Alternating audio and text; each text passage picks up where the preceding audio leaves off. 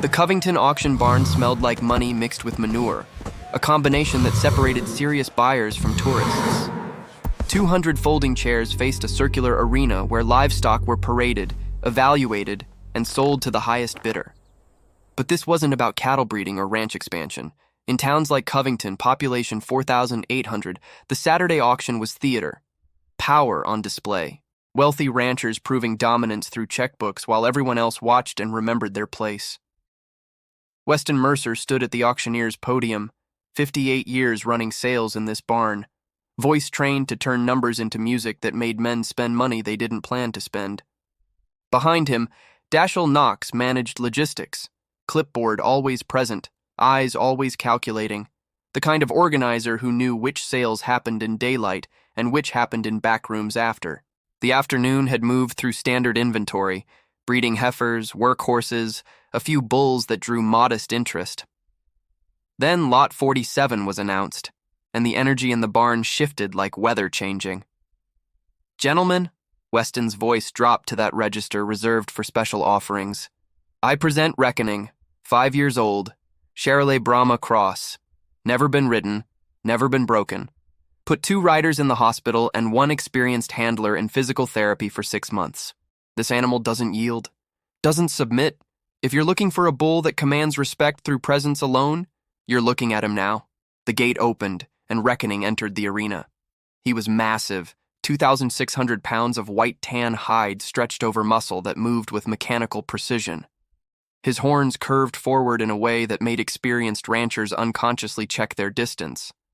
But it was his eyes that made people uncomfortable. Not wild, not aggressive, just aware, calculating. Like an animal that understood far more than anyone wanted to acknowledge. The crowd murmured appreciation mixed with unease. Bulls this size were impressive. Bulls with Reckoning's reputation were legendary. And legends sold for premium prices. "We'll start at 15,000, Weston announced. A paddle went up immediately. Then another. The bidding climbed steadily. 18, 22, 28. Familiar faces competing. Thaddeus Vale, who owned the second largest ranch in the county. Rhett Sutherland, whose family had been buying bulls at this auction for 3 generations. Cullen Whitaker, the livestock handler, whose job was evaluating animals, but whose nervous energy around Reckoning suggested complicated history. At 35,000, the bidding slowed. Thaddeus and Rhett exchanged glances, the kind of silent communication between men who'd competed before and knew when to push and when to concede. 35,000 going once, Weston called, scanning the crowd for final challenges. That's when the voice came from the back. 47,000. Every head turned. The man stood near the entrance, arms crossed, posture relaxed, but attention absolute. Mid-40s, wearing jeans and a plain button-down that said neither wealth nor poverty, just practical anonymity. Dark hair, weathered face, eyes that tracked every reaction in the room without appearing to look at anyone specifically. Nobody recognized him. In Covington, that was impossible. Everyone knew everyone, or at least knew who belonged and who didn't. Strangers at the livestock auction were rare. Strangers bidding $47,000 were unheard of. Weston recovered first, professional instinct overriding surprise. 47,000 from the gentleman in back. Do I hear 48? Thaddeus Vale's paddle stayed down. Rhett Sutherland shook his head slightly. At 47,000, this wasn't about the bull anymore. It was about sending a message, and nobody was interested in that particular conversation with an unknown player. 47,000 going once, going twice. The stranger's eyes never left Reckoning. The bull's head had turned when the bid was called, as if he recognized the voice or sensed something in the tone. For 3 seconds, man and animal held mutual attention across 50 feet of arena dirt. Weston's gavel started its downward arc. Then the stranger moved, not forward to claim his purchase, not to the payment table where Dashiell Knox waited with sales contracts. He turned and walked toward the exit. The gavel froze mid-swing. "Sir?" Weston's voice carried confusion and concern in equal measure. "Sir, you've won the bid. We need to finalize—" The stranger didn't stop, didn't acknowledge. just walked through the barn entrance into September sunlight and disappeared. For 5 seconds, the auction barn existed in suspended disbelief. Then the laughter started. "Cold feet," someone called from the third row. "Realized 47,000 buys a lot of cattle that won't put you in the hospital," another voice added. Thaddeus Vale stood, smirking. "Weston, I'll take him at 35 if you're reopening bidding after that circus." But Weston wasn't listening to Thaddeus. He was watching Dashiell Knox, whose face had gone from calculation to something closer to concern. And he was watching Cullen Whitaker, the handler, whose nervous energy had transformed into something that looked like panic. Weston cleared his throat, trying to regain control of a situation that felt increasingly wrong. "We'll take a 15-minute recess while we sort out—" Reckoning moved, not the casual shifting of an animal waiting in the arena, a deliberate pivot toward the holding gate where Cullen stood. The bull's head lowered, not in submission but in targeting. His front hoof scraped arena dirt once. Cullen saw it. His hand went to the gate latch, instinct saying, "Get out now." But panic makes hands clumsy. The latch stuck. Just for 2 seconds. 2 seconds was enough. Reckoning charged.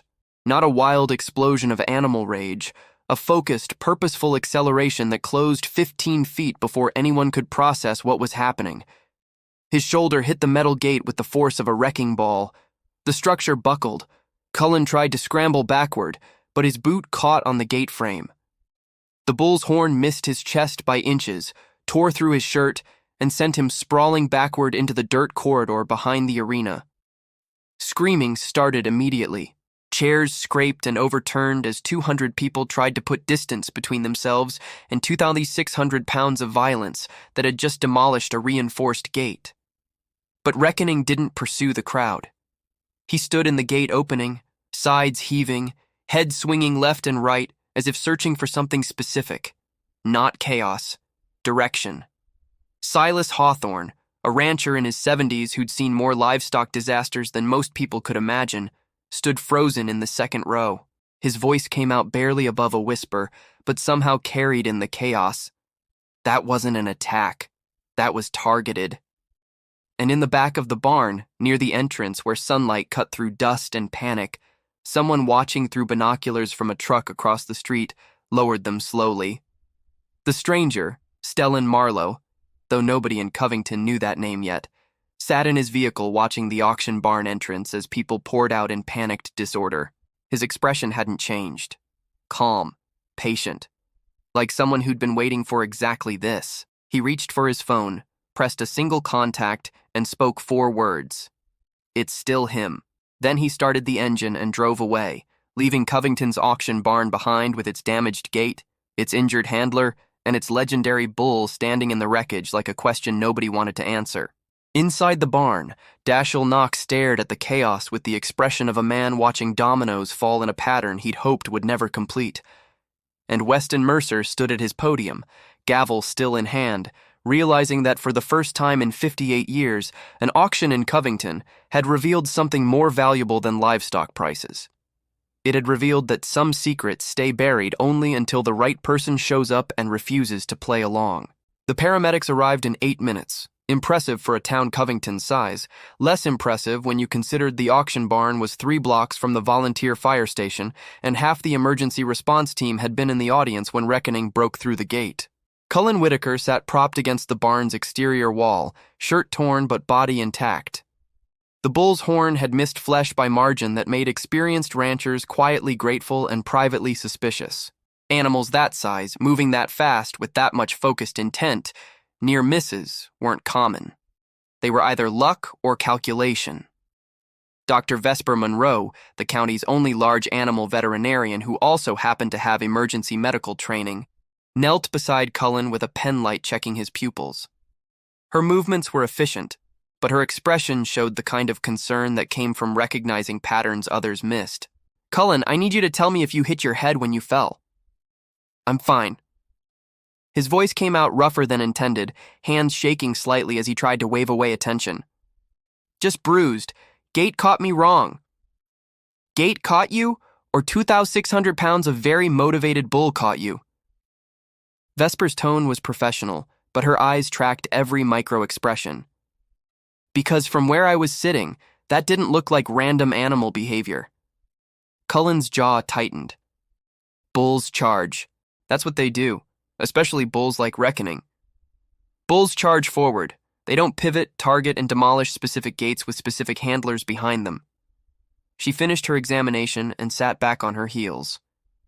You're clear for head trauma, but I'm recommending you get checked at County Medical. That was a significant impact.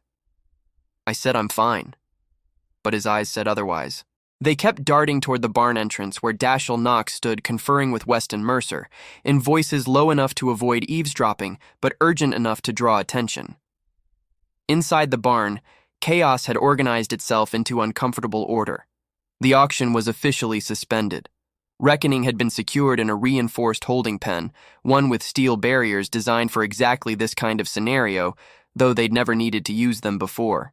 The bull stood calm now, sides no longer heaving, head level, as if the violence had been necessary communication rather than uncontrolled rage. Thaddeus Vale leaned against the arena railing, arms crossed, watching Dashiell and Weston's conversation with the kind of focus that suggested he wasn't concerned about Cullen's well-being so much as calculating how this incident affected his interests. Rhett Sutherland stood nearby, equally observant, though his attention kept shifting to the crowd of remaining spectators. People who should have left but stayed, not out of concern, but because something about this situation felt unfinished. Briar Kensington, reporter for the Covington Chronicle, sat in the third row with her phone recording audio, and her journalist instincts screaming that this was more than livestock accident. She'd covered this auction for 6 years. She'd seen bulls resist, seen handlers get careless, seen equipment fail, but she'd never seen targeted aggression followed by immediate calm. And she'd definitely never seen a winning bidder walk away from a $47,000 purchase seconds before violence erupted. That timing bothered her more than the attack itself. Silas Hawthorne, the 70-year-old rancher who'd called the attack targeted, approached Weston's podium with the slow, deliberate walk of someone who'd earned the right to interrupt important conversations. Weston, we need to talk about that bull. Weston looked up from his hushed conversation with Dashiell, irritation flashing across his face before professional courtesy replaced it. Silas, I appreciate your concern, but you're handling the wrong problem. Silas's voice carried the quiet authority of age and experience. That animal didn't attack because he's aggressive. He attacked because he recognized something, or someone. Dashiell Knox's expression went carefully neutral, the kind of neutral that screamed concealment to anyone paying attention. Silas, with respect, you're reading intent into instinct. Reckoning has a documented history of putting people in the hospital. Yes, I know his reputation. Silas turned to face both men directly. But I also know animals, and I know when behavior is reactive versus purposeful. That bull wasn't reacting. He was executing. The word hung in the air like accusation. Weston cleared his throat. Executing seems like strong language for...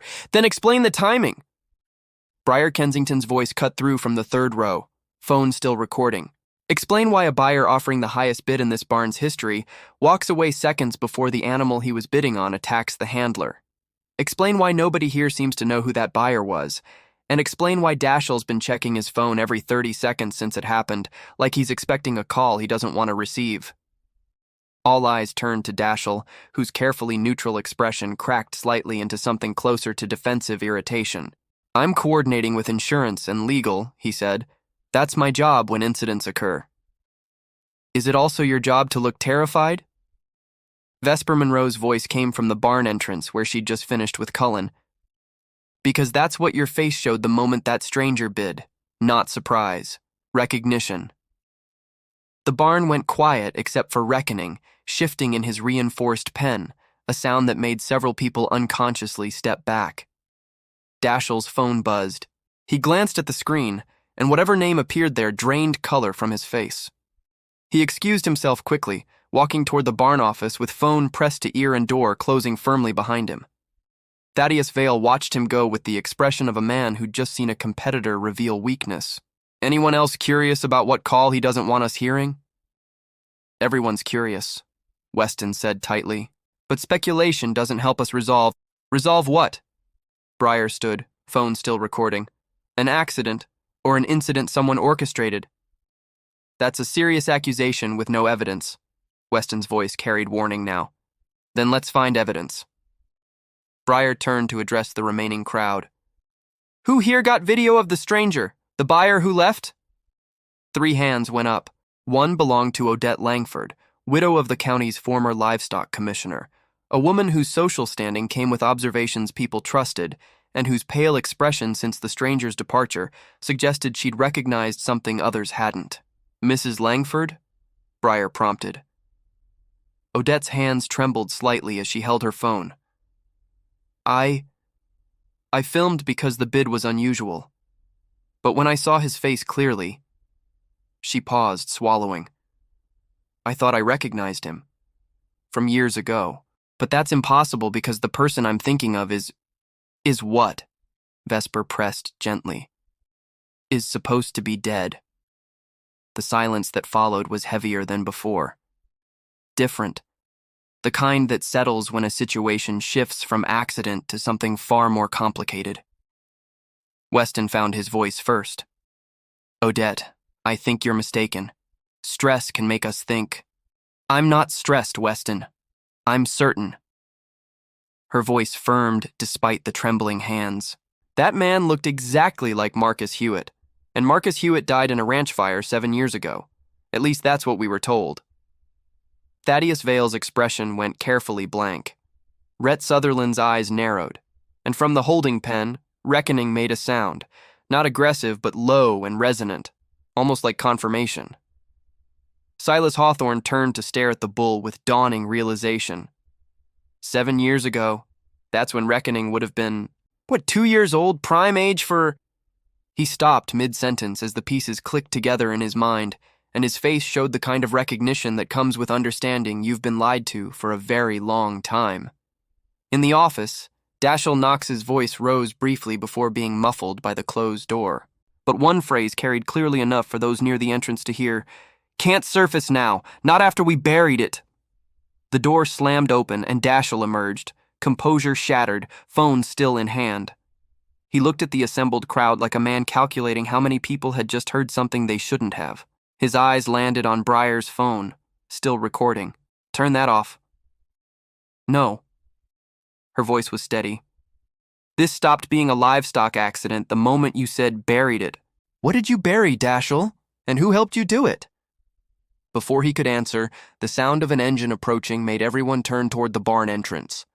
A truck pulled up, not the stranger's vehicle from before, but a sheriff's patrol truck with county sheriff's decals on the door. Sheriff Gideon Cross emerged, 50s, weathered face that had seen too much small-town corruption to be surprised by any of it anymore. He surveyed the scene with the practiced eye of someone who knew instantly when an incident was actually an investigation. Weston, Dashiell. He nodded to both men. Heard we had some trouble with a bull. Accident, Dashiell said quickly. Handler got too close, animal reacted, already being addressed. Uh-huh. Gideon's tone suggested he didn't believe a word. And the winning bidder who walked away? Where's he? Left before we could finalize, Weston said, trying to regain control. Unfortunate, but not criminal. Depends on intent. Gideon's eyes swept the crowd and landed on Briar's phone. You recording this? Every word, she confirmed. Good.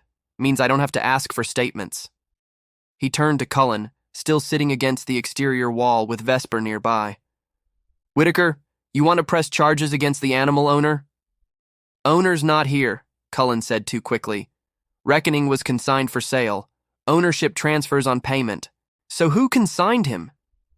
Cullen's eyes flicked to Dashiell, just for a second, but enough. Gideon followed the look. Dashiell, you have consignment papers? In the office. Let's go review them. It wasn't a request, and as Gideon walked toward the office with Dashiell following, the crowd began to understand that whatever had happened here wasn't ending with insurance claims and equipment repairs. It was beginning with questions nobody in Covington wanted to answer. Marcus Hewitt had been Covington's most respected livestock appraiser, until he started asking questions about Dashiell Knox's consignment records. The numbers didn't match. Premium bulls listed at auction, but never appearing in buyer transfers. Animals sold to operations that didn't exist. Money disappearing into shell companies. Marcus documented everything, told his wife he was close to exposing systematic livestock theft, stolen animals sold through legitimate auctions, paper trails erased, profits split with handlers who stayed silent. Cullen Whitaker was one of those handlers. Young, desperate, willing to ignore brands that didn't match manifests. The fire came at 2 a.m. on a Tuesday. Marcus's ranch office, where all documentation lived, burned completely. They found remains, identified through dental records. Investigation lasted 3 days. Ruled accidental, case closed, what nobody knew. Marcus suspected surveillance. 2 weeks before the fire, he'd moved documentation to storage in the next county and sent copies to a trusted colleague outside Covington. And he'd done something crucial. Taken blood samples from 3 bulls with falsified papers. Bulls stolen, rebranded, sold for 10 times actual value. He'd microchipped them during health checks. Subcutaneous chips registered in private databases thieves wouldn't check. One was a 2-year-old Chevrolet Brahma cross named Reckoning. After Marcus was declared dead, Reckoning disappeared into Dashiell's network. Became difficult and aggressive. Behaviors emerging after handlers tried keeping him isolated, preventing close examination, erasing the evidence embedded in his body. But animals remember, especially stolen, abused animals used as crime instruments, and men who fake deaths remember too. Marcus hadn't died. He'd staged it, knowing staying meant death. 7 years gathering evidence, tracking stolen bulls, building cases that couldn't be buried. When he saw Reckoning listed for auction, the bull he'd microchipped 7 years ago, he knew it was time. The $47,000 bid wasn't about buying livestock. It was forcing a reaction. Making Dashiell, Cullen, everyone involved know Marcus Hewitt lived, had been watching, and the evidence they thought destroyed was walking in on 4 legs. Walking away without signing. The message, I don't need to buy him, I already have what I need. Reckoning's attack on Cullen, confirmation.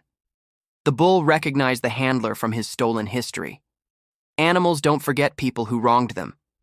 Now, in the auction office where Sheriff Gideon Cross examined papers while Dashiell's hands shook, the truth Marcus buried in documentation, microchips, and faked death was surfacing. And everyone who'd profited was discovering some secrets don't stay hidden. They wait for the right moment to charge. Sheriff Gideon laid consignment papers on Dashiell's desk. These say Reckoning was consigned by Clearwater Ranch Operations, LLC. Except Clearwater dissolved 3 years ago. Explain how a non-existent company consigned a bull last month. Dashiell's silence answered. The door opened. Marcus Hewitt, alive carrying a weathered folder, stepped inside. Briar's phone recording, Vesper and Silas as witnesses. Hello, Dashiell. You look like you've seen a ghost. Dashiell's face drained. The fire was convincing. Had to be since you'd tried twice before. Marcus spread documents across the desk. March 2018, brake line cut. June 2018, false IRS tip. Then the fire, your best work. Gideon examined documents, bank transfers, falsified papers, photographs of rebranded cattle, microchip records. 7 years building this. 7 years watching. Marcus locked eyes on Dashiell. You made one mistake. You kept Reckoning. Too valuable or too dangerous to let anyone examine closely? That bull's aggressive, Cullen protested from the doorway. He became aggressive after you started isolating him, after handlers who noticed the microchip suddenly transferred. Marcus turned. Reckoning wasn't born violent. He was evidence someone wanted erased. Vesper stepped forward. I can scan for chips now. 10 minutes later, she returned with scanner and laptop. Subcutaneous chip, right shoulder. Registered Marcus Hewitt, March 2018. Genetic markers inconsistent with pedigree. He's stolen property rebranded through fraud. Dashiell's hands shook. You can't prove I knew. Your signatures on every falsified consignment 9 years. Marcus dropped more papers. 47 bulls, stolen from 3 states, rebranded, sold through your auctions. Combined revenue exceeding $2 million. I tracked every one. Silas understood. The bid wasn't buying. It was announcing you had evidence. Walking away was the message I didn't need permission to expose it. Marcus looked at reckoning. That bull attacked Cullen because animals remember.